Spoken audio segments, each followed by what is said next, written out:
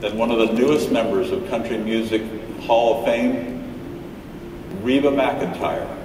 Let's watch.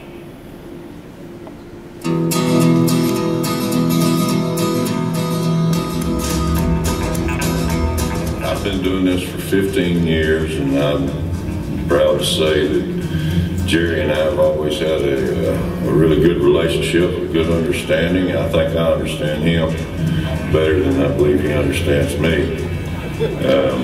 But he was really starting to slow down. I think it was time for him to go. And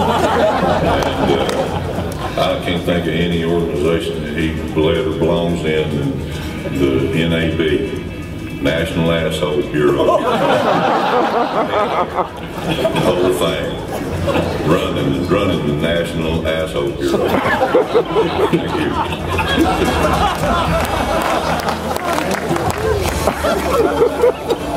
Nashville, Tennessee is a big city that feels more like a small town. Located along the banks of the Cumberland River, it's the place where anyone with a guitar and a whole lot of talent can become an international sensation overnight. It's the home of the Grand Ole Opry, the Country Music Hall of Fame, and one of the greatest country radio personalities of all time, Gerry House. Gerry was born in Independence, Kentucky. He and his wife, Allison, grew up in nearby Walton, where they went to the same elementary school, high school, and college.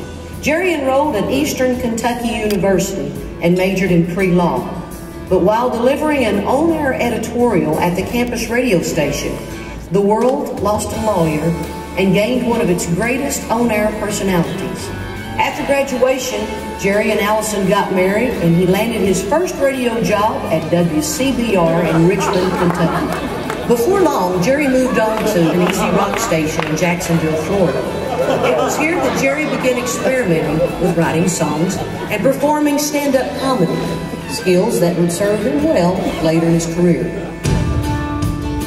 In late 1975, he was hired at WSIX AM in Nashville, Tennessee, which was playing rock music at the time. The station management realized they had a star on their hands. They moved Gerry to its big country FM station. It was here that he began building the House Foundation. Gerry House is the master of mining for comedy gold.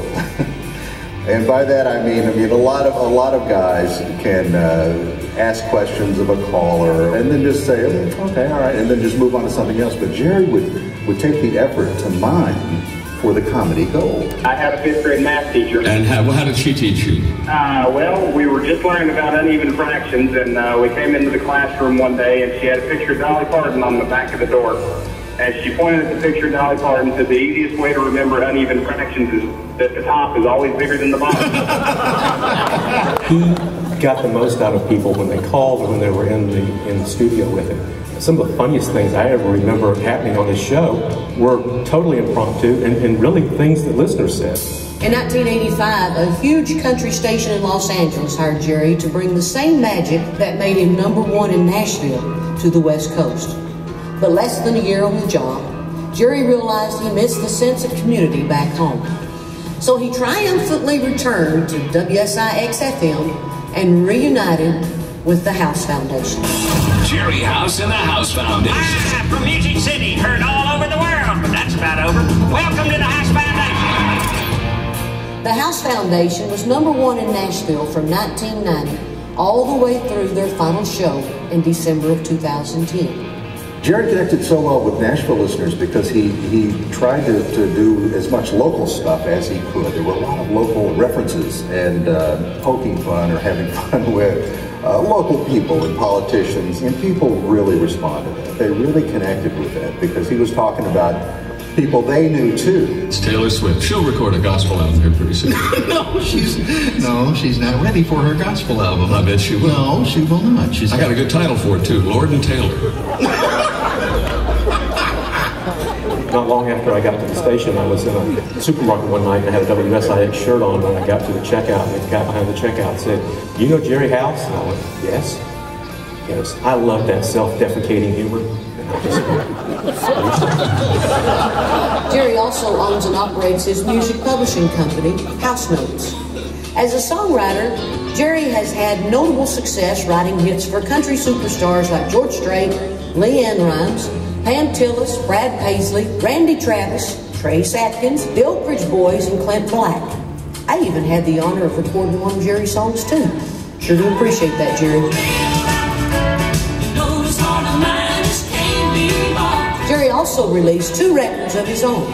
The country comedy albums The Cheaters Telethon in 1990 and Bull in 1992.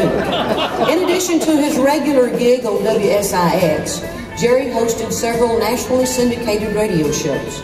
He even got away from the studio and in front of the camera to appear on television shows like Music City USA.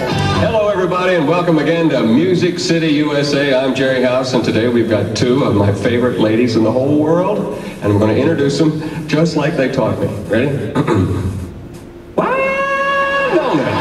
And Naomi, help me welcome the Judds!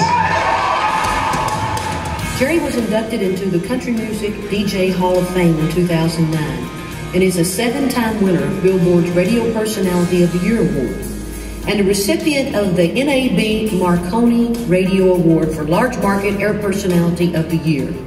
He has also been given the Country Music Association Personality of the Year Award 4 times.